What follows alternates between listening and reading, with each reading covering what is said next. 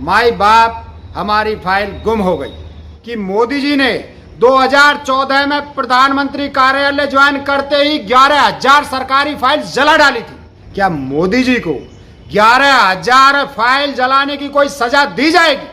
526 करोड़ का राफेल 1570 करोड़ का क्यों करवाया गया? लेकिन मोदी जी अनिल अंबानी की कंपनी में राफेल बनवाने और एक राफेल की कीमत 3 गुना बढ़ाने के नुकसानदायक फैसले में बुरी तरह फंसने वाले थे, क्योंकि मोदी जी को बचाना था। ऊपर से सरकार बेशर्मी से कहती है कि भारत की अब तक की सबसे बड़ी डील की फाइल कौन ले गया, हमें नहीं पता चला। सरकारी फाइल चोरी हो जाने का मतलब यह है कि या तो देश की सुरक्षा कमजोर है या फिर घर में ही चोर है। सारे सबूत मोबाइल में रखे हैं, सारी तकलीफें दिल में जिंदा है। एक एक फाइल चोरी होने का हिसाब लिया जाएगा, सब कुछ याद रखा जाएगा, सब कुछ याद रखा जाएगा। भाइयों, 2005 में कांग्रेस की मनमोहन सरकार ने आरटीआई की सुविधा देश के नागरिकों को दी, ताकि नागरिक जब चाहें कोई भी जानकारी सरकार से मांग सकें, जिसका पूरा अधिकार जनता को दिया गया। लेकिन जब से मोदी सरकार आई है, तब से नागरिकों के अधिकार में लगातार कटौती हो रही है। देश के आम आदमी की आज़ादी को बांधा जा रहा है। अब लोग न सरकार से सवाल कर सकते हैं, ना ही कोई सबूत मांग सकते हैं। लेकिन कानून है तो आरटीआई तो लगाएंगे ही।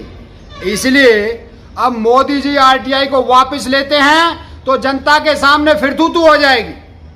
लेकिन उन्होंने एक आसान रास्ता खोजा है। माई बाप हमारी फाइल गुम हो गई।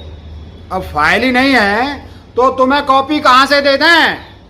मतलब कानून होते हुए भी आपको जानकारी नहीं मिलेगी, क्योंकि सरकार जनता को कोई जानकारी नहीं देना चाहती। भाइयों, शायद ही किसी को पता हो कि मोदी जी ने 2014 में प्रधानमंत्री कार्यालय ज्वाइन करते ही 11,000 सरकारी फाइल जला डाली थी, जिसके बारे में सरकार ने एक शब्द नहीं बोला, ना ही देश के नागरिकों को कुछ बताया गया कि कौन सी फाइल जलाई गई और क्यों जलाई गई। सरकारी रिकॉर्ड देश के इतिहास के सबूत होते हैं। उन रिकॉर्ड में देश की सतत यात्रा लिखी होती है, जो देश अपने नागरिकों को कंधों पर करता है। तो आखिर वो फाइल क्यों जलाई गई, ये जवाब मोदी जी एक दिन जरूर देना पड़ेगा। 2014 में माननीय न्यायालय ने कहा कि सरकारी रिकॉर्ड गुम होने पर आपराधिक केस बनाया जाएगा और दोषी पाए जाने पर 5 साल तक की सजा दी जाएगी और 10,000 रुपये का जुर्माना किया जाएगा। क्या मोदी जी को 11,000 फाइल जलाने की कोई सजा दी जाएगी? क्या मोदी जी देश के कानून के सम्मान में अपना अपराध स्वीकार करेंगे?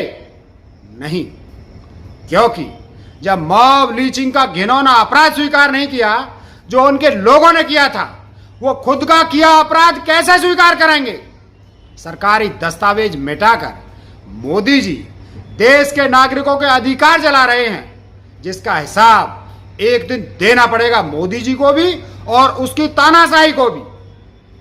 भाइयों, क्या आप में से किसी को याद है कि 2 करोड़ रोजगार की बात दोबारा क्यों नहीं हुई? क्योंकि माई बाप हमारी फाइल गुम हो गई, जिसमें मोदी जी ने ये बात लिखी थी।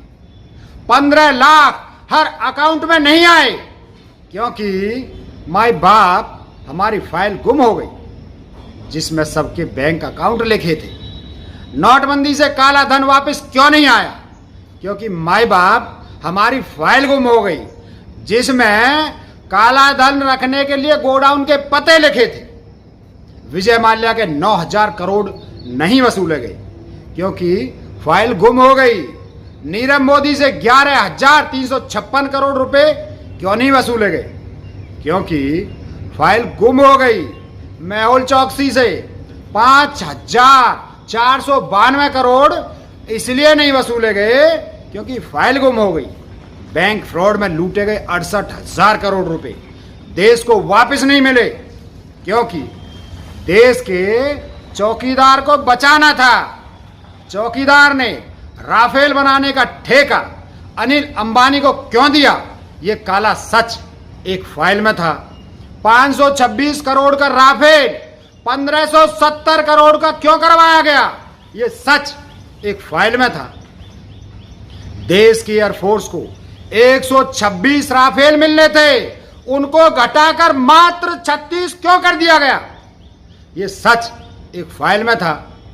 कांग्रेस सरकार की डील के अनुसार 126 राफेल में से मात्र 18 राफेल फ्रांस से लेने थे और बाकी 108 राफेल हमारी हिंदुस्तान एरोनॉटिक्स कंपनी बनाने वाली थी। लेकिन मोदी जी अनिल अंबानी की कंपनी में राफेल बनवाने और एक राफेल की कीमत 3 गुना बढ़ाने के नुकसानदायक फैसले में बुरी तरह फंसने वाले थे। इसीलिए राफेल की मेन फाइल सरकार की नाक के नीचे से चोरी हो जाती है, क्योंकि मोदी जी को बचाना था। ऊपर से सरकार बेशर्मी से कहती है कि भारत की अब तक की सबसे बड़ी डील की फाइल कौन ले गया, हमें नहीं पता चला। क्या कोई मान सकता है कि बलूचिस्तान और ताइवान में भी हलचल मचाने वाली राव, दुनिया की तीसरी सबसे बड़ी फौज और 135 करोड़ जनसंख्या वाला देश, परमाणु शक्ति संपन्न राष्ट्र इतना कमजोर है कि अपने कागज नहीं संभाल सकता? नहीं मेरे साथियों, ये फाइल चोरी नहीं हुई, बल्कि इन्हें छुपाया गया है ताकि कोर्ट तक कोई सबूत ना पहुंचे जिसमें सरकार की मिली भगत सामने आ जाए।